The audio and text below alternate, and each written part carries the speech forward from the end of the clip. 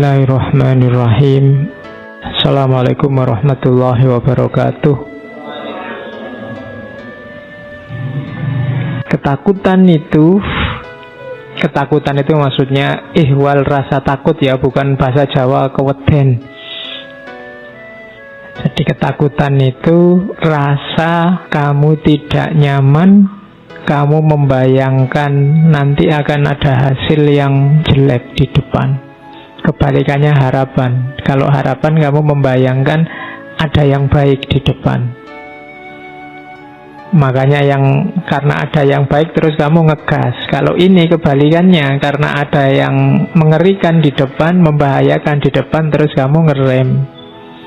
Nah, remnya namanya takut. Sama kayak harapan, ketakutan itu part of life, part of human experience, manusiawi.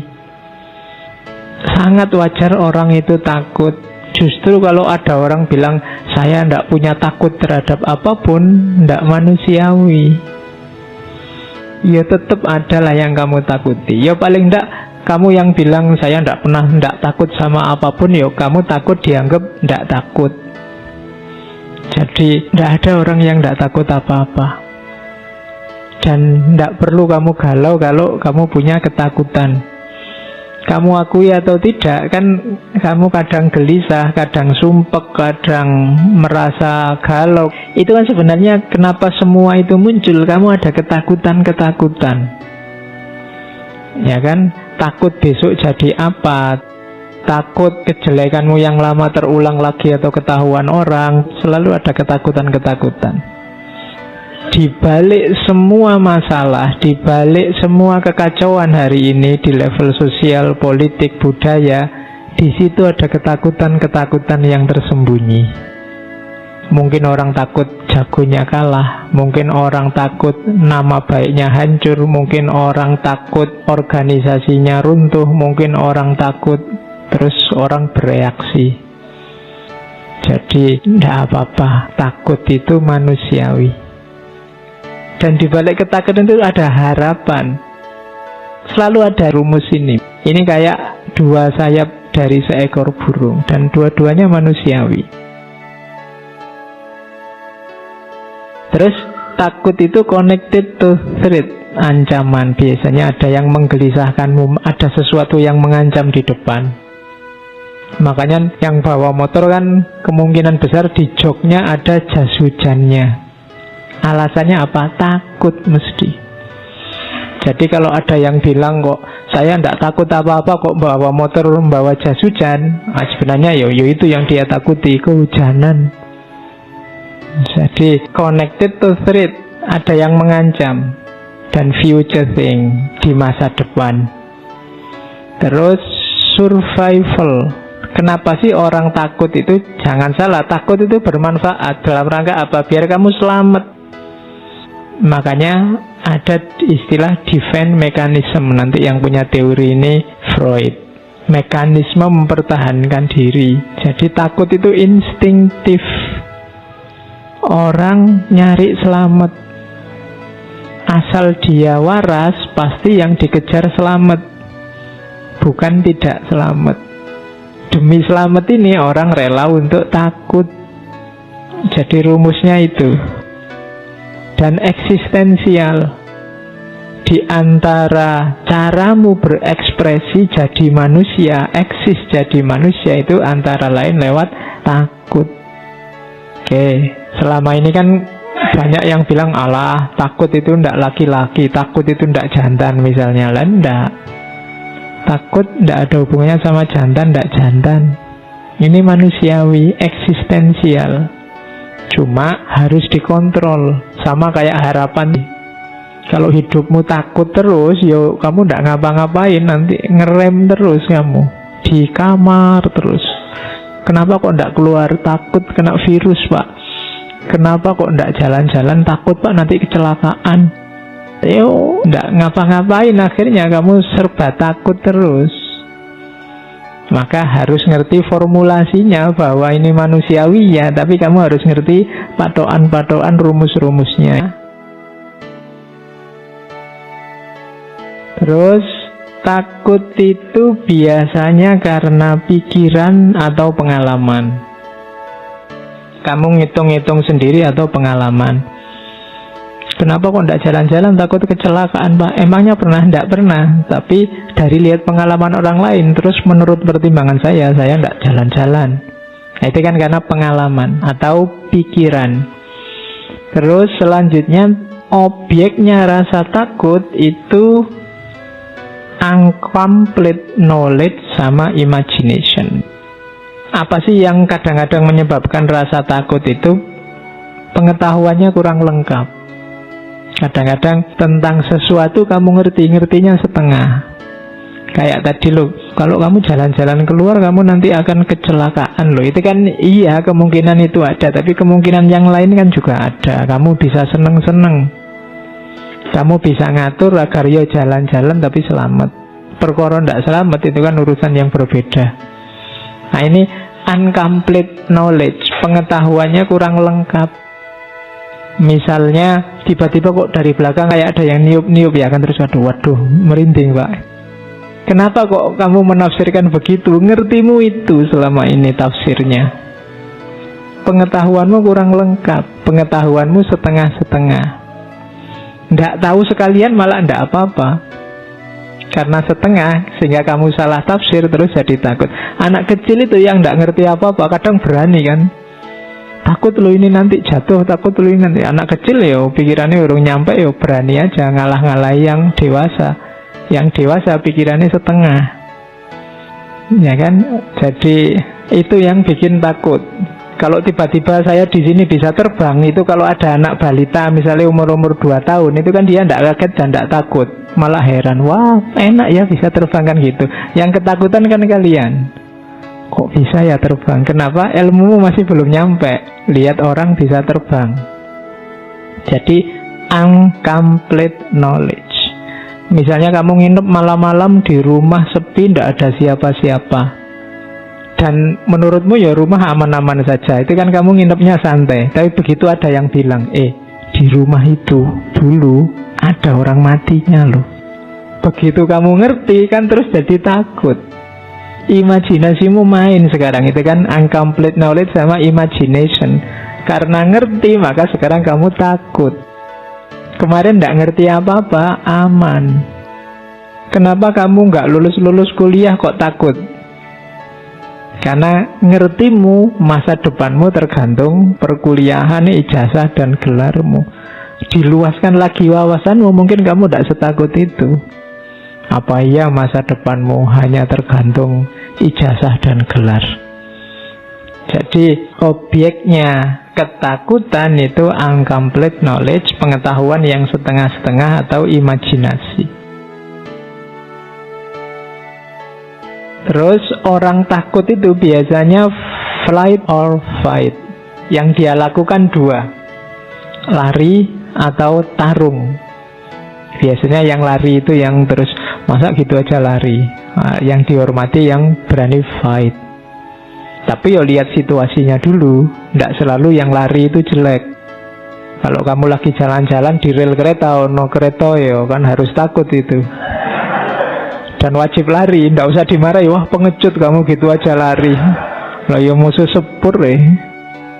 Jadi ya yang rasional, flight or fight. Ya tidak semuanya harus dilawan. Kalau memang tidak tanding ya fight itu namanya konyol. Harus ngerti kapan lari, kapan tarung. Jadi responnya 2. Kalau tidak lari ya dilawan ketakutan itu.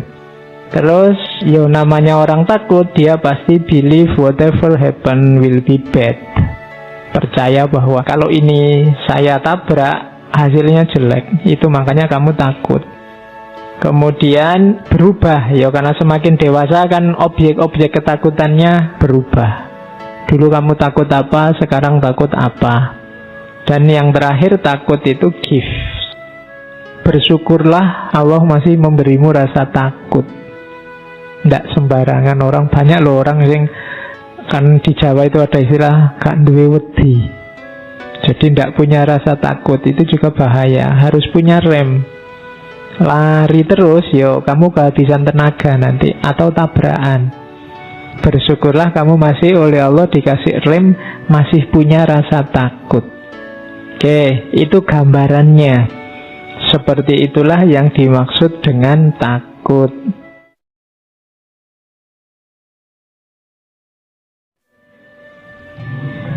Manifestasi ketakutan. Ya ada yang kelihatan, ada yang enggak. Cuma dalam dirimu yang merasa takut itu biasanya muncul hal-hal itu. Yang pertama tension. Tension itu tegang. Kalau kamu takut kan terus tegang, kadang-kadang deg-degan. Nonton film horor aja kamu bolak-balik tegang, teriak-teriak, itu kan deg-degan. Padahal kamu tahu itu cuma film. Nonton film horor direwangi merem segala, takut melihat hantunya. Loh ya jangan nonton film horor. Masa takut lihat hantu kok nonton film horor. Orang takut itu tension. Jadi mengalami ketegangan dalam dirinya. Biasanya berkeringat dingin, jantungnya berdebar-debar, itu tension. Kemudian yang kedua ragu-ragu, doubt. Ini maju apa mundur, dilanjutkan apa berhenti saja, itu kan ragu-ragu. Itu biasanya orang yang ada yang dikhawatirkan. Enaknya saya ngapain ya, kok ragu-ragu ya mau ke situ. Keraguanmu itu menunjukkan ada yang kamu takuti. Mau saya tembak apa tidak ini? Kok nek tak tembak pasti kamu takut. Kenapa kamu ragu-ragu? Takut ditolak, atau takut dimarahi, takut dianggap tidak tahu diri. Itu kan ada keraguan menunjukkan sebenarnya kamu sedang takut. Terus anxiety and worry, cemas dan worry ya takut. Worry itu takut atas dasar kognisi. Jadi takut yang ada rasionya, ada alasannya, itu worry. Kalau anxiety itu kebalikannya, cemas saja, kadang-kadang tidak rasional. Itu anxiety. Makanya ada penyakit namanya anxiety disorder. Anxiety disorder itu gangguan kecemasan. Misalnya kalian tiap hari dengar orang kena stroke, dengar orang sakit jantung misalnya, tiba-tiba kamu pusing terus, waduh, jangan-jangan stroke ini, wah jangan-jangan, itu anxiety disorder. Waduh ini jantung ini deg-deg, akhirnya kamu ke UGD, dokternya bingung, kok ke UGD tidak apa-apa mas, cukup dengan Paramek beres sampean. Misalnya. Justru nanti penyakitnya jadinya ya anxiety disorder itu. Kamu harus ke psikiater kalau gitu terus-terusan. Cemas terus. Kamu gatel aja, wah jangan-jangan kanker kulit ini. Wah, pokoknya apa, wah kamu lebih-lebihkan. Itu gejala kecemasan. Oke, kalau kamu ngalami kayak gini harus ke psikiater. Itu harus disembuhkan. Yang kena bagian tertentu dari otakmu. Jadi opo-opo di generalisir, didramatisir seolah-olah kamu parah. Terus suspicion. Suspicion itu curiga terus. Jadi kalau ada orang kok nuduh terus, curiga terus, jangan-jangan itu biasanya ada yang dia takuti. Just tinggal kamu cermati aja yang ditakuti apa. Orang yang suudzon terus, itu biasanya ada yang dia takuti dari yang disuudzoni. Kamu pakai bajuku ya, kamu pakai sabunku ya, kamu pakai sikatku ya, itu kan curiga. Itu pasti ada yang dia khawatiri. Mungkin kalau khawatir kalau sabunnya dipakai, tak buang aja daripada sisamu misalnya. Itu kan ada yang ditakuti. Jadi suspicion. Termasuk yang kedua agitation. Agitation itu menghasut, mengacaukan. Orang yang takut itu kan sok-sok bikin kacau. Yang lain tenang-tenang, dia jangan ke situ, jangan ke situ. Hati-hati di sana ada penghuninya. Nah itu agitasi namanya. Contoh paling gampang itu. Oke, terus paranoid. Ya kalian menyebutnya parno. Paranoid itu takut yang tidak ada alasannya, tidak berdasar. Jadi mentang-mentang tetangganya misalnya sakit diabetes, dia minum teh manis saja, saya nggak manis-manis lagi sekarang, parno. Nanti makan apa dikit ada manisnya, waduh ini diabetes ini mesti. Nah, itu namanya parno. Terus malu biasanya. Embarrassment itu malu atas sesuatu yang sudah terjadi. Itu biasanya nanti melahirkan ketakutan, saya ndak gitu-gitu lagi, saya ndak ke situ-situ lagi. Itu embarrassment. Misalnya kamu nyanyi kok terus temenmu tutup telinga semua, wah itu kan terus kamu malunya luar biasa. Habis itu kamu mesti takut kalau mau nyanyi. Jadi di antara manifestasinya itu embarrassment, malu. Orang yang sudah jatuh malu itu biasanya terus ketakutan. Jadi aku ndak nyanyi-nyanyi lagi lah, aku ndak presentasi-presentasi lagi lah, aku presentasi kok teman-teman cekikian terus, berarti presentasiku menggelikan mesti kan gitu. Terus kamu, aku ndak presentasi lagi, diketawain dok misalnya. Itu embarrassment. Dan pengalaman ini akan membuat besok-besok kamu ketakutan. Kalau waktunya presentasi terus pamit, mohon maaf pak saya sakit, ndak bisa masuk kuliah pas waktunya presentasi. Nah, itu biasanya ada pengalaman di depan yang membuatmu takut. Jadi manifestasi ketakutan itu ini antara lain, ya setiap orang beda-beda. Ada orang yang kalau takut itu ndak tension tapi malah cengenges-cengenges. Tapi ndak mau ngapa-ngapain. Ayo maju, ndak bisa ya pak. Itu janjane ya rawani. Jadi sudah ditembak aja, sudah kayak gitu, gitu kan ya wes.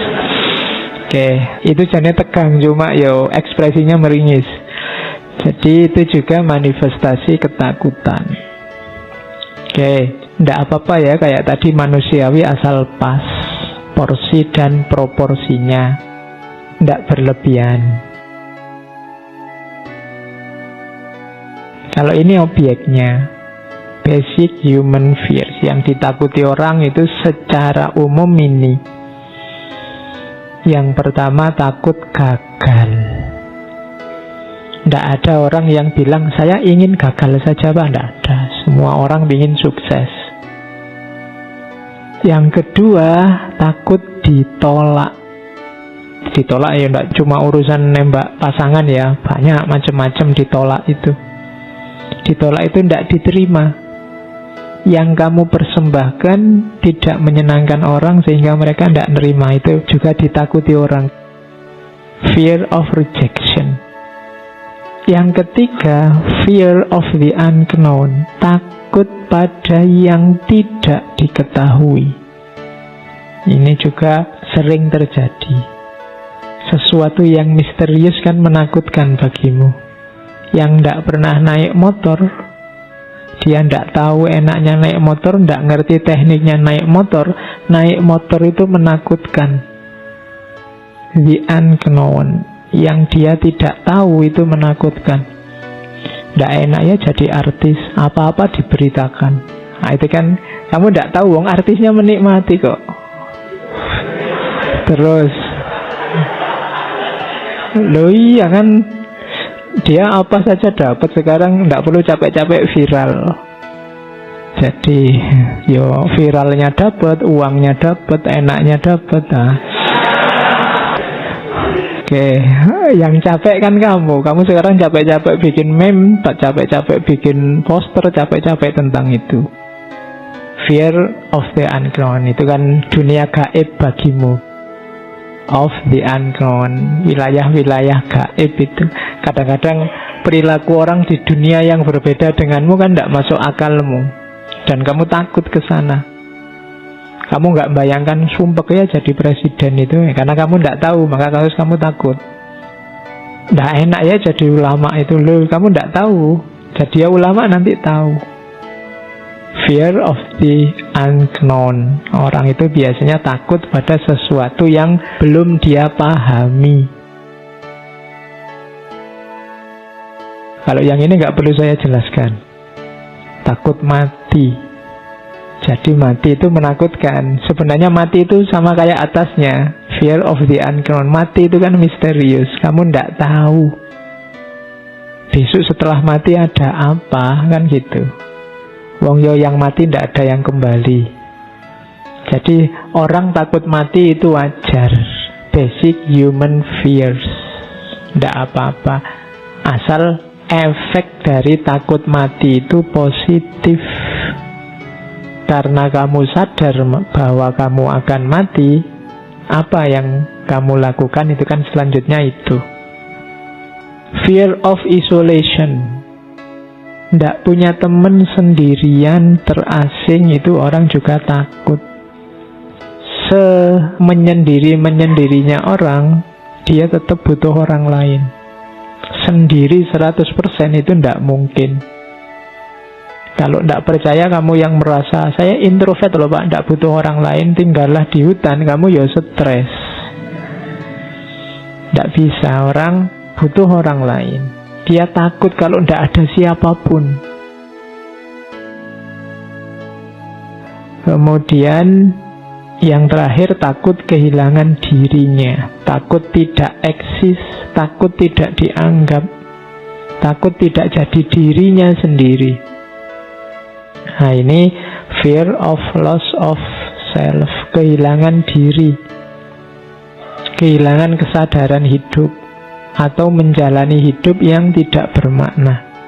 Itu orang takut. Kamu ada atau tidak aku tidak peduli, itu orang tidak mau digituin. Orang takut kehilangan dirinya. Ini basic human fears, ini dasar yang orang pasti takut menghadapi ini. Meskipun formatnya beda-beda.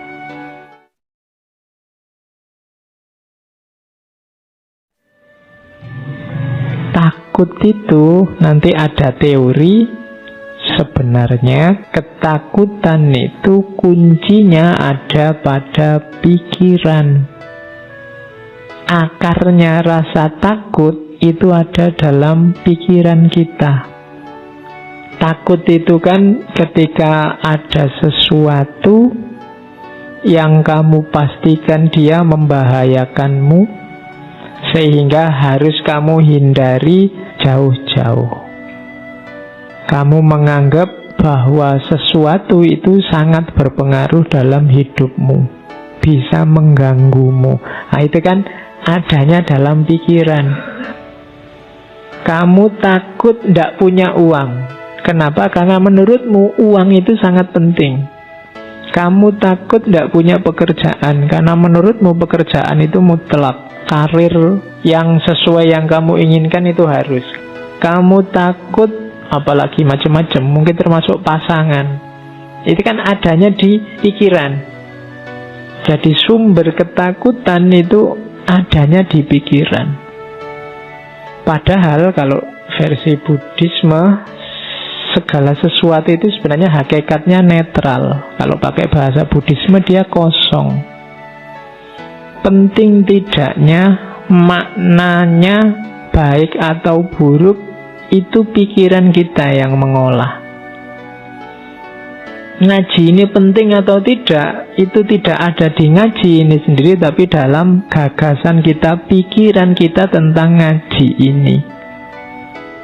Jadi kamu ganteng apa tidak, itu kan mungkin tidak terletak di wajahmu, tapi terletak di pikiranmu. Mungkin konsepnya orang tentang ganteng dan tidak itu seperti apa. Jadi kalau ada orang bilang, kok kamu nggak terlalu cakep, jelek gitu, konsepnya aja diganti. Iya kan? Mungkin selama ini yang disebut ganteng itu yang hidungnya mancung, kulitnya putih, wajahnya agak kebulean gimana, itu ya tinggi besar. Itu kan konsep yang ada di kepalamu. Kalau ingin bahwa ganteng itu kamu, gantian konsepnya. Itu kan konsepnya Bapak. Kalau menurut saya ganteng itu yang kecil, pesek, kemudian rambutnya keriting, iya kan adanya di pikiran. Cantik juga begitu. Menyenangkan atau tidak juga begitu. Bahkan penting atau tidak juga begitu. Kuncinya di pikiran. Termasuk ketakutan. Hujan itu cuma air. Dia jadi membahayakan atau tidak, itu ya konstruksi berpikirmu yang menanggapi hujan. Tsunami ya tsunami aja, dia peristiwa alam. Kamu tanggapi dia jadi azab, apa dia itu adalah ujian, apa dia itu. Lo itu kan pikiranmu yang menanggapi, yang membaca, yang membunyikan. Jadi hidupmu itu maknanya ada di pikiranmu. Harapan-harapanmu dan ketakutan-ketakutanmu adanya di pikiranmu. Maka berpikirlah yang sehat. Kuncinya hidupmu itu ada di pikiran. Hidup bahagia itu, Pak, uang banyak, istri cantik, rumah besar.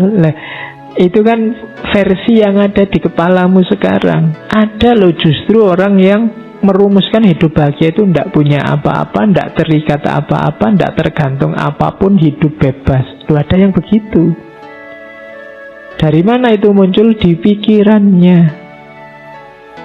Jadi termasuk rasa takut itu kuncinya ada di berpikir. Kalau kamu berpikirnya salah, ya lahirlah ketakutan-ketakutan yang tidak rasional tadi. Jadi maka aturlah cara berpikirmu. Tanggapi segalanya secara sehat. Awas keliru. Tak kasih contoh ya. Ada kisah terkenal sekali kalau di barat, namanya kisah katak kecil, Little Frog. Ini biasanya diceritakan ke anak-anak TK. Kalian tak anggap TK dulu sementara. Jadi satu ketika ada rombongan katak kecil. Hari ini kan populer sekali cebong itu ya. Cuma tadi mau tak tulis kisah cebong, nanti tersinggung kalian. Oke, yo ini kakaknya cebong lah, Percil. Nah, ya. Jadi ini kisah Percil, kisah katak kecil. Jadi satu ketika ada Percil, sekelompok Percil yang melakukan lomba naik gedung. Nah, terus karena ini unik, ada Percil yang naik gedung, terus penontonnya banyak, ingin ngerti nanti juaranya siapa. Nah, waktu hari H yang nonton banyak, supporternya banyak, teriak-teriak. Terus dimulailah lomba itu. Tapi penonton ini begitu lihat gedungnya, wah gedungnya setinggi itu, Percilnya kecil-kecil apa ya bisa nyampe puncak. Maka penontonnya ya komentarnya macam-macam. Komentatornya banyak. Wah, ndak mungkin itu bisa, ndak kuat gak, wong Percilnya kecil-kecil gitu apa ya bisa. Pokoknya teriakan-teriakan itu banyak. Ndak mungkin sampai puncak, ndak akan ada yang bisa mencapai puncak. Sekuat apapun kata-kata itu ndak akan bisa mereka sampai ke puncak. Sulit lah, mustahil lah, ndak mungkin lah, teriak-teriak gitu. Percilnya yang naik ya bener. Akhirnya ada yang jatuh satu demi satu, ndak kuat, satu demi satu, ndak kuat. Hanya ada satu Percil yang orang teriak apa saja nggak peduli, dia naik terus, pelan-pelan naik. Dan dialah yang juara akhirnya, Percil ini. Setelah si Percil ini juara, wartawan datang ngerubung. Ya, ngerubung Percil ini, maunya diwawancara, gimana kok bisa menang, kiatnya apa, anunya apa. Tapi diwawancara Percilnya diam aja, cuma tolah-toleh aja. Akhirnya diketahui ternyata Percilnya ini tuli. Jadi dia tidak dengar. Jadi waktu orang teriak-teriak, tidak mungkin, tidak bisa, sekuat apapun tidak akan mampu. Dan sebenarnya dia tidak dengar, pokoknya dia jalan aja. Akhirnya nyampe puncak. Bandingkan dengan tadi Percil yang pikirannya terganggu oleh banyak suara dari luar. Nah, ambil pelajaran sendiri dari cerita ini, bagaimana pikiranmu menentukan langkahmu. Pikiran-pikiran yang terganggu oleh macam-macam tadi, ya masuk, merasuk. Kalau isinya rusak-rusak dan jelek-jelek, ya efeknya dalam dirimu juga jelek. Maka pinter-pinterlah apa yang harus kamu masukkan, apa yang jangan masuk dalam dirimu, karena menentukan isi pikiranmu. Ketika orang banyak ngomong mustahil, ndak mungkin, wah sekuat apapun kamu ndak akan nyampe. Itu kan pelan-pelan muncul keraguan. Apa ya aku bisa, kok orang-orang bilangnya begitu, apa ya aku mampu. Akhirnya yang juara yang ndak denger apa-apa. Nah, hari ini kan kamu dengar macam-macam, baca macam-macam, banyak, pikiranmu mesti kacau. Kamu ndak tahu mana yang baik, mana yang buruk, mana yang asli, mana yang palsu. Hari ini kenapa terlalu banyak yang masuk? Latihanlah jadi tuli sedikit-sedikit. Oke, jadi ini untuk ilustrasi bagaimana kuncinya sebenarnya ada dalam pikiran, harapan-harapanmu, ketakutan-ketakutanmu.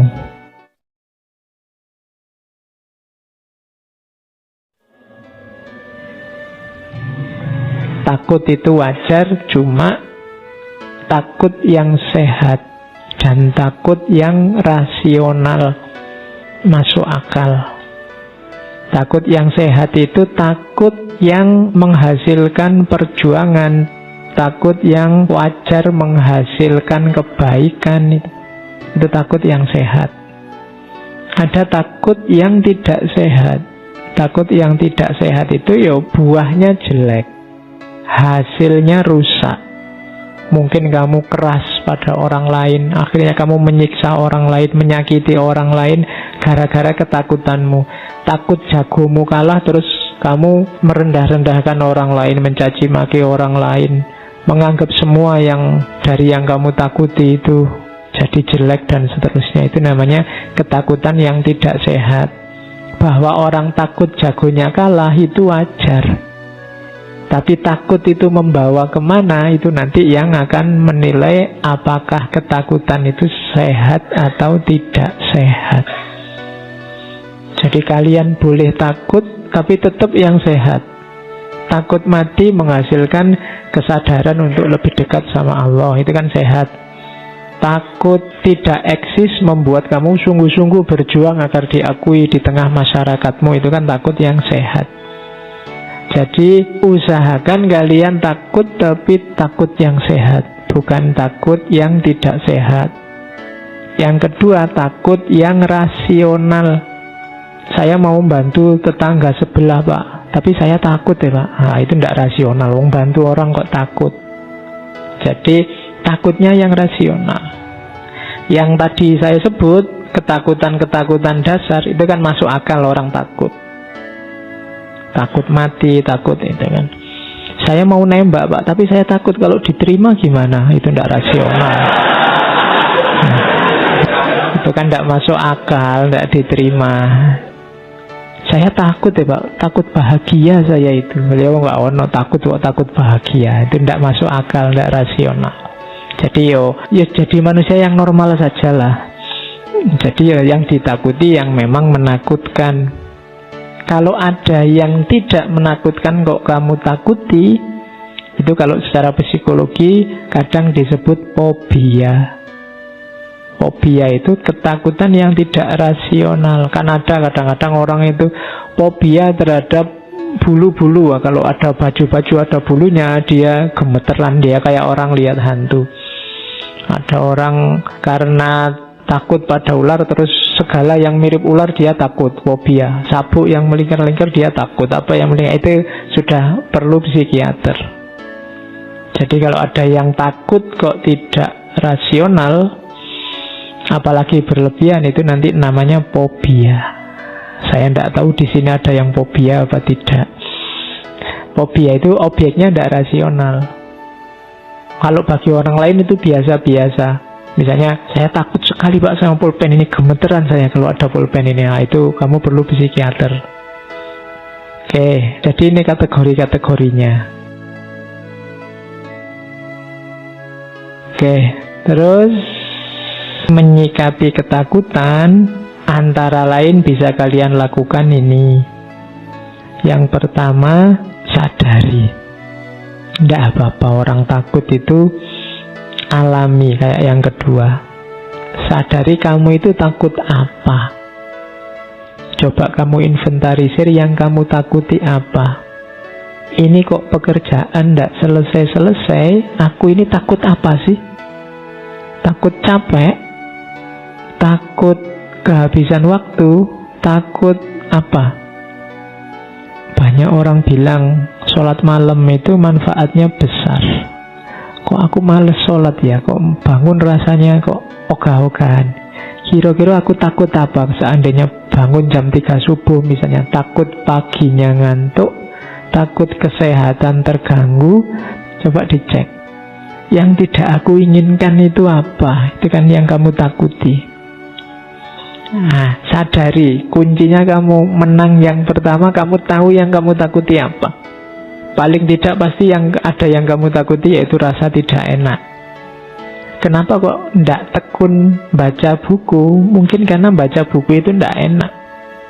Lebih enak baca HP misalnya. Itu kan yang penting kamu jelas sekarang yang kamu takuti itu apa. Yang pertama itu sadari, terus ingatkan bahwa itu alami. Sejak kemarin saya wanti-wanti, jangan suka marah-marah sama dirimu sendiri. Ingatkan bahwa oh ya, alami rasa takut ini, tapi ini tidak terlalu bagus kalau dibiarkan. Jadi tidak harus dirimu dimarahi. Terus persiapkan diri, pelajari rasa takutmu dan hadapi. Bertarunglah. Kalau memang tadi misalnya ya, kamu malas bangun malam karena takut paginya ngantuk, sekarang dihadapi, disiapkan, dipelajari. Oh, biar paginya tidak ngantuk tapi tetap bangun malam apa? Suka baca buku tapi menikmati buku, tidak tersiksa karena buku apa? Itu namanya menyiapkan diri, melawan ketakutanmu tadi. Ya mungkin baca bukunya sambil disandingi kopi. Kalau masih kurang ya ditambah gorengan, masih kurang tambah Indomie, masih kurang lagi tambah apa, itu jadi aneh. Bacanya enak karena sandingannya oke. Kok setiap kali baca ngantuk, Pak? Oh ya kalau gitu ya tidur dulu baru baca. Ya setiap baca ngantuk lagi, Pak, ya tidur terus. Lah ya gimana lagi, wong? Bisamu itu, jadi hadapi. Ya kalau sudah dihadapi pasti kamu menang. Dan diingat-ingat, jangan lakukan segala hal yang tidak alami. Tipuan-tipuan, manipulasi-manipulasi itu tidak alami. Kalau tidak alami biasanya nambah masalah. Misalnya tadi kamu tidak lulus-lulus, Pak, ujian, bolak-balik ikut ujian juga tidak lulus. Biar besok lulus aku tak nyontek, itu tidak alami, manipulasi. Bisa nambah masalah baru. Nembak kok ditolak, saya takut ditolak lagi, Pak. Enaknya yo poneng dukun apa yo misalnya. Nah, itu hati-hati, bisa nambah masalah lagi yang tidak seharusnya. Kok tidak dapat uang, Pak, enaknya gimana biar dapat uang? Ya lakukan secara alami saja. Segala yang tidak alami biasanya nambah masalah.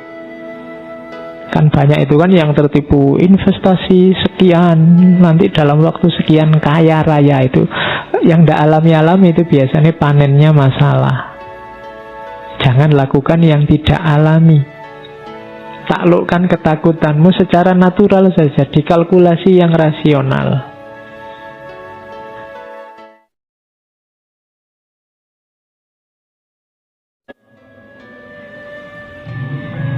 Satu-satunya ketakutan yang pasti terpuji kalau dalam agama adalah khauf.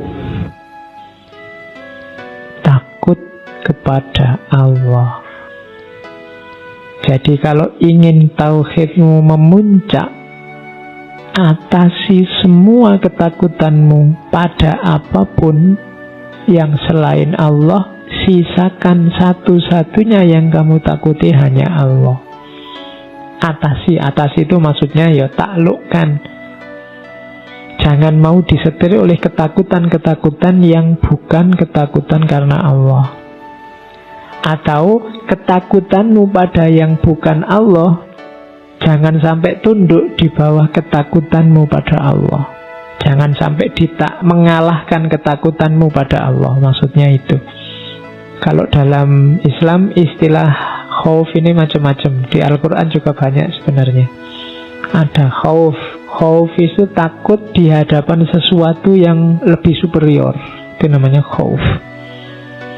Ada istilah wajal. Wajal ini gejalanya. Kamu gemeteran, kamu gentar di hadapan sesuatu yang lebih superior, itu wajal. Makanya ada ayat yang idza dzukirat, ketika disebut nama Allah, wajilat qulubuhum, hatinya gentar. Begitu dengar kata Allah, hatinya gentar. Jadi cirinya orang mukmin yang sejati itu kalau mendengar nama Allah, hatinya tergetar-gentar, merasa diri kecil, merasa diri tidak berdaya, lemah. Makanya wajilat qulubuhum. Orang di hadapan yang superior, di hadapan Allah khauf, manifestasinya wajal, bentuknya nanti khosyah. Khosyah itu takut yang sangat besar. Jadi saking takutnya kemudian kamu bergantung pada yang kamu takuti. Makanya kalau ada sesuatu yang selain Allah yang sangat kamu takuti, dia punya potensi untuk menandingi Allah. Taklukkan ketakutanmu itu. Jadi itu takut yang sangat dalam sampai membuatmu tergantung, itu namanya khosyah. Tidak boleh kamu tergantung pada apapun selain pada Allah. Ada lagi rohbah. Rohbah itu biasanya gandengannya rohbah. Satu pakai ghin, satu pakai hak. Kalau rohbah itu takut yang kamu ingin lari saja, menghindar dari yang ditakuti. Kalau rohbah itu lawannya takut yang menghindar, ingin selalu mendekat. Kalau roja itu biasanya gandengannya rohbah, ingin ketemu terus, ingin dekat terus. Tapi kalau rohbah ini ingin lari. Cuma maksudnya rohbah kalau dalam khauf pada Allah ini lari dari yang selain Allah menuju Allah saja, itu namanya rohbah. Nanti ada juga haibah. Haibah ini gentar. Jadi kamu merasa tidak ada artinya di hadapan Allah, itu haibah. Betapa kecilnya aku itu, kamu haibah.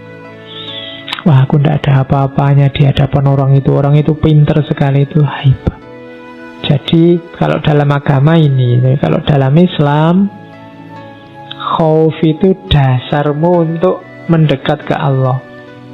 Yang pertama itu saya ambil beberapa ayat tentang khauf itu banyak. Kayak di surat Ar-Rahman itu ada, barang siapa yang takut pada Allah, waliman khofa maqama rabbihi jannatan, dia akan dapat 2 surga.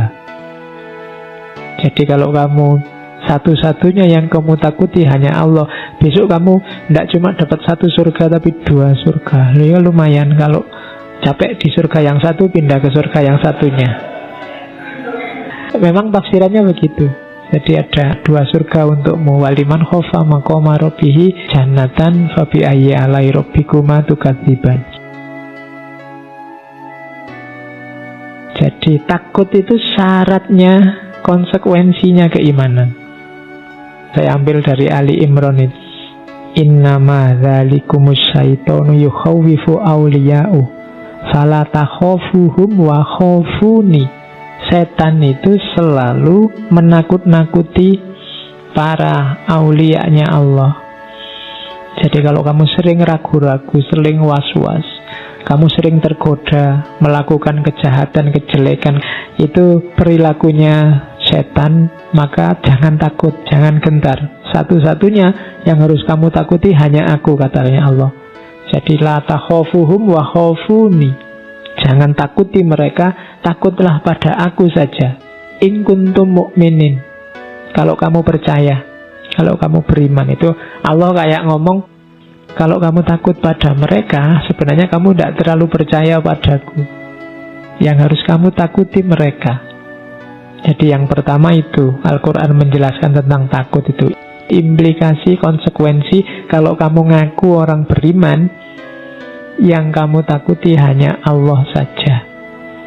Apa ndak boleh Pak takut ke yang lain? Kan wajar Pak takut ke yang lain. Ya cuma takut ke yang lain itu ndak boleh nabrak takutmu pada Allah.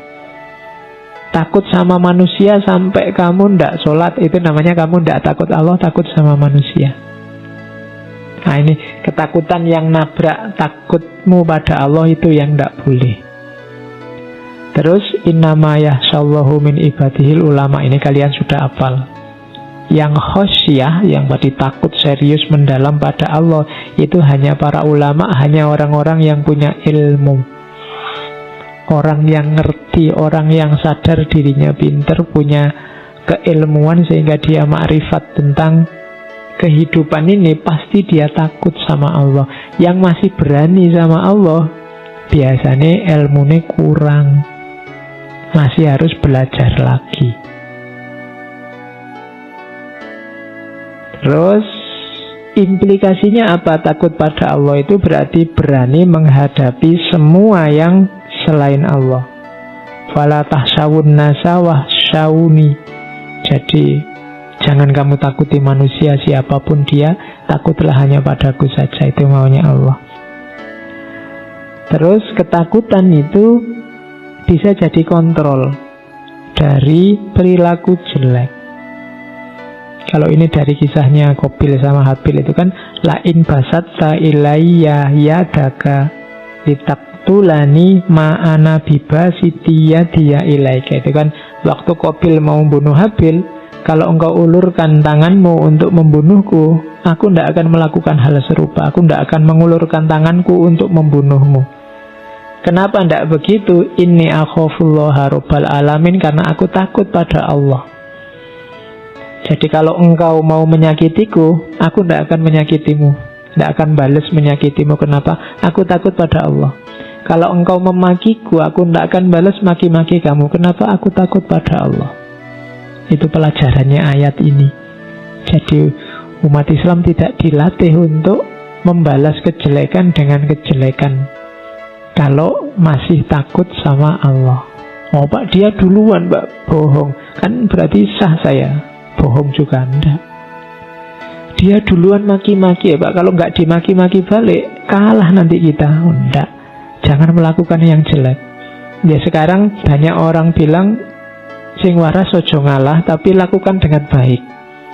Jadi tidak ngalahnya lakukan dengan lurus, dengan baik. Kalau merasa tidak bisa melakukan dengan baik, jangan tanding. Kenapa? Nanti jangan-jangan kamu nabrak pagar-pagarnya Allah. Rumus kita pokoknya kalau ada yang jelek, perbuatan jelek apapun, ingat-ingat kalimat itu. Inni akhafullaha rabbal alamin. Sesungguhnya aku takut sama Allah. Pelihara baik-baik kalimat ini dalam dirimu. Dan barang siapa takut, dia akan dapat banyak pelajaran. Ya kan? Kalian yang bahasa surahnya Allah itu kan, saya dzakaru mayyahsha, akan dapat banyak pelajaran orang yang takut pada Allah maksudnya. Nah, itu rumus-rumus khauf dari agama.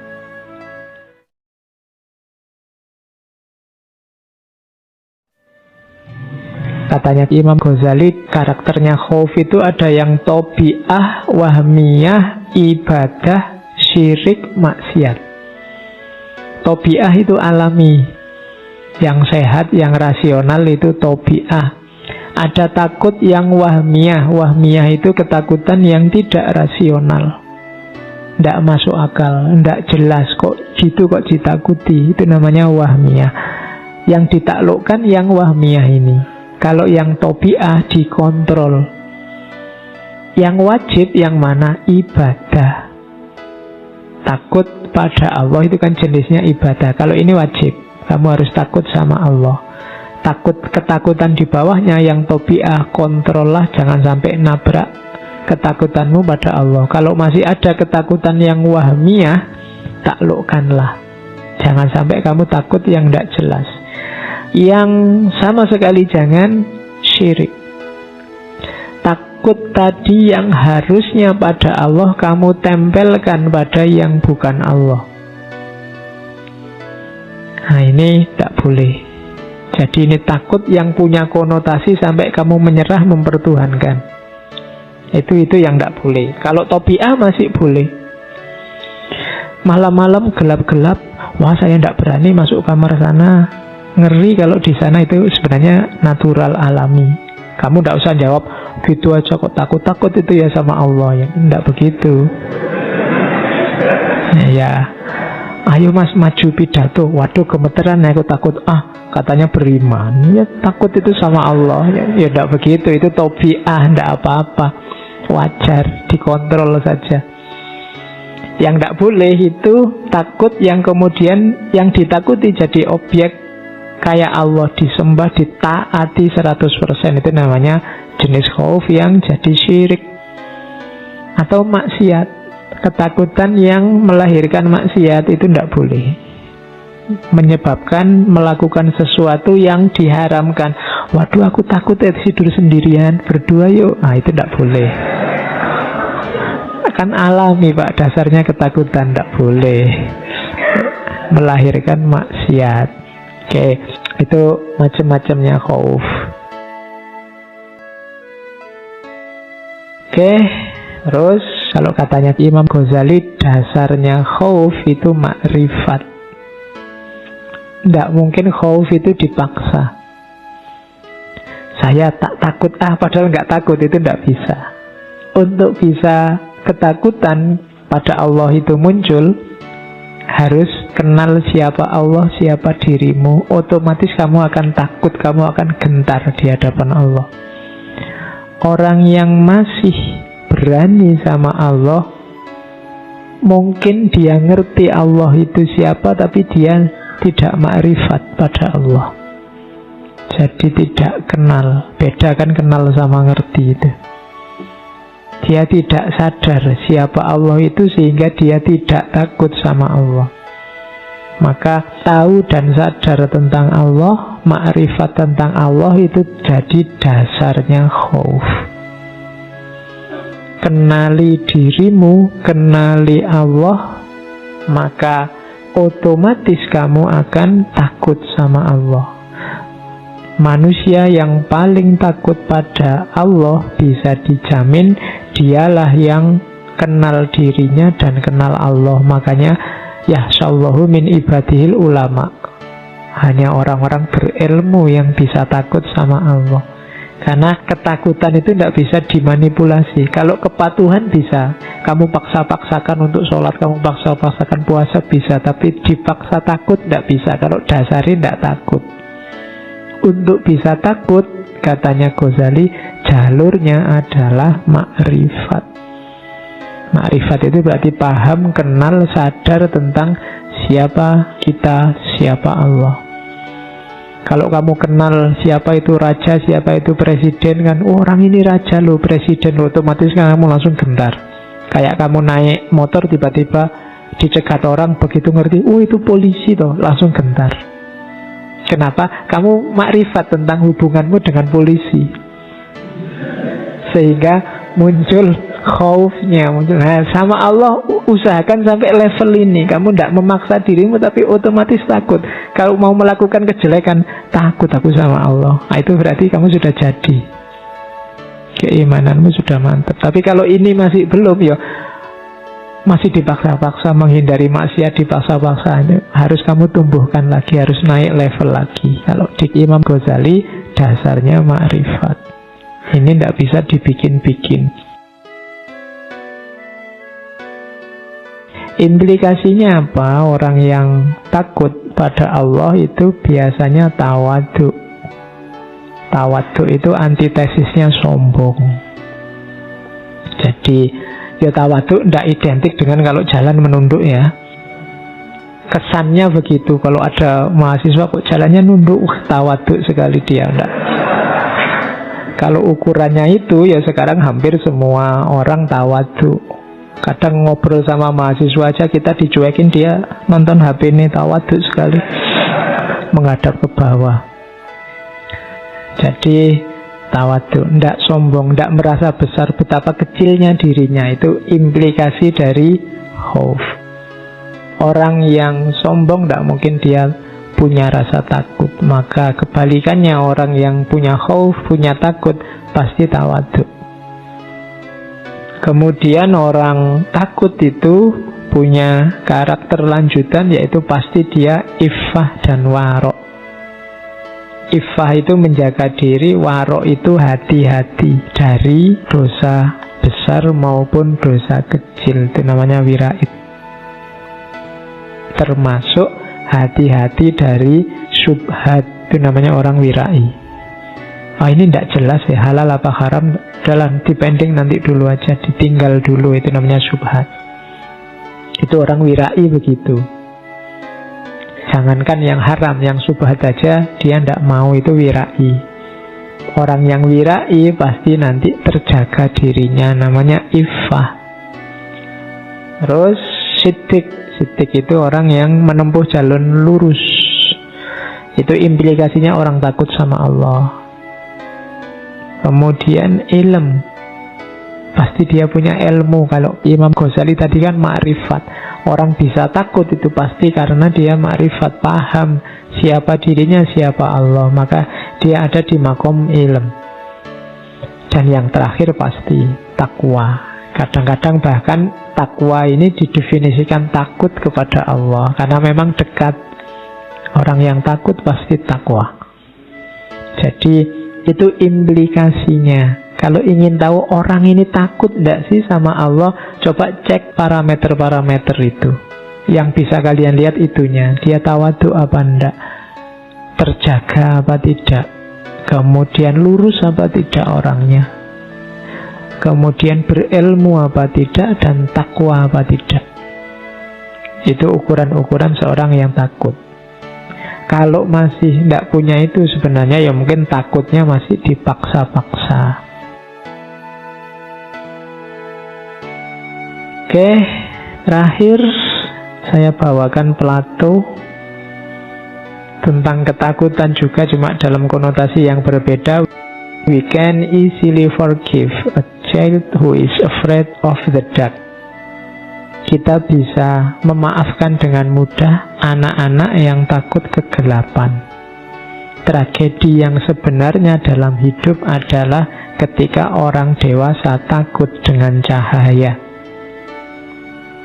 Kalau ada anak kecil takut kegelapan itu wajar biasa. Yang besar aja kadang juga masih takut. Yang mengenaskan, yang ironis, yang tragis itu kalau ada orang sudah dewasa, akalnya lengkap, segala perangkat intelijensinya utuh, tapi dia takut dengan cahaya, dia takut dengan kebenaran, dia takut dengan kebaikan. Maka orang-orang ini adalah tragedi dalam kehidupan. Maka terus belajar, terus cari ilmu, terus luaskan wawasan, biar kalian tidak alergi cahaya, alergi dengan kebenaran. Apa ada Pak orang alergi dengan kebenaran? Ada. Jangan-jangan di sekitar kita banyak. Kenapa? Karena yang muncul di sekeliling kita banyak hari ini adalah kepalsuan-kepalsuan. Orang yang terpapar kepalsuan terus-menerus, nanti kepekaannya pada kebenaran bisa menurun. Kalau parah bisa sampai level takut pada cahaya. Ini istilah-istilah simbolik, silahkan kalian terjemahkan untuk hidupmu sendiri-sendiri. Jangan sampai nanti kamu alergi cahaya. Oke, saya kira itu tema ketakutan malam hari ini. Ambil 1-2 yang relevan untuk hidupmu, untuk meningkatkan kualitas dirimu. Cuma harus diusahakan, karena di situ tersembunyi rahasia kesempurnaan keimanan kita. Oke, saya akhiri sekian. Kurang lebihnya mohon maaf. Wallahul muwaffiq, wallahu a'lam bissawab. Wassalamualaikum warahmatullahi wabarakatuh.